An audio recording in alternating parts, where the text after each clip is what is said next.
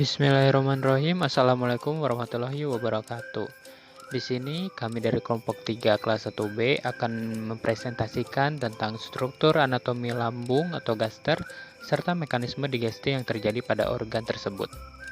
Anggotanya, pertama Aikunia dengan NIM 2107428, kedua Imbaraniati Permana Putri dengan NIM 2107719, ketiga Karmilah dengan NIM 2106753, keempat Neng Diana Putri Andini dengan NIM 2107055, kelima Sari Oktapiade dengan NIM 2107506, dan yang keenam Surya Banyu Bumi dengan NIM 2107510.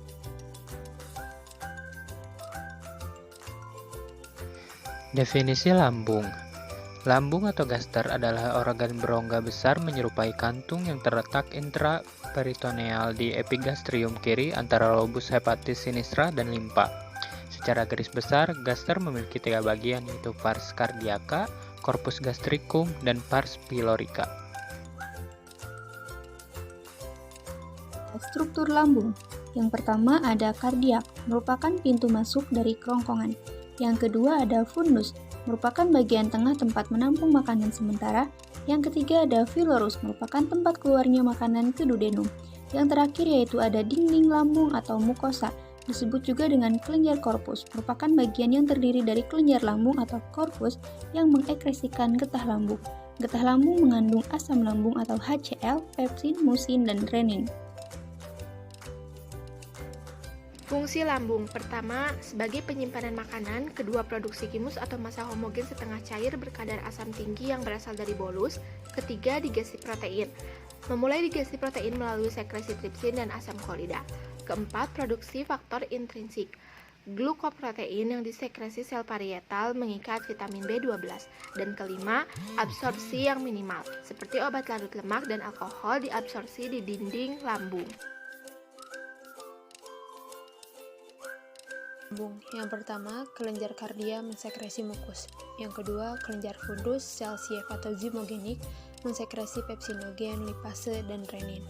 Sel parietal mensekresi HCl dan faktor intrinsik.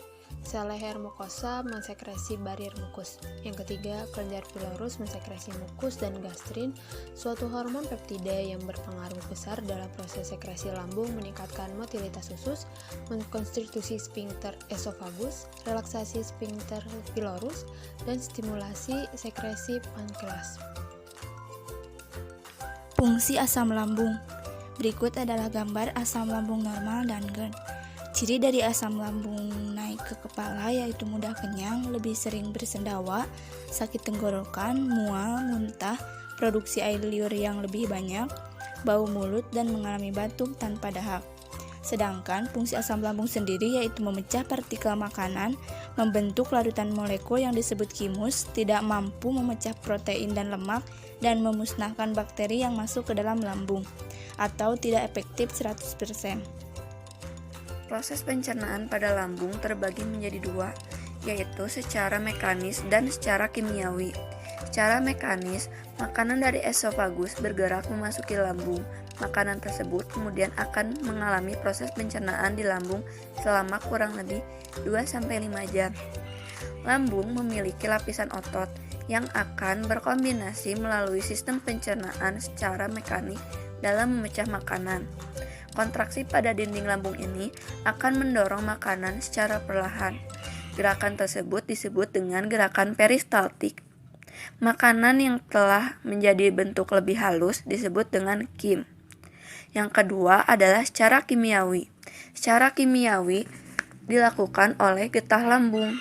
Makanan akan dipecah menjadi lebih sederhana agar bisa mudah diserap oleh usus. Getah lambung akan membuat makanan bebas dari bakteri dan bersifat asam. Selanjutnya, makanan akan masuk ke usus halus dalam bentuk pH netral dengan peran organ lain seperti pankreas dan usus.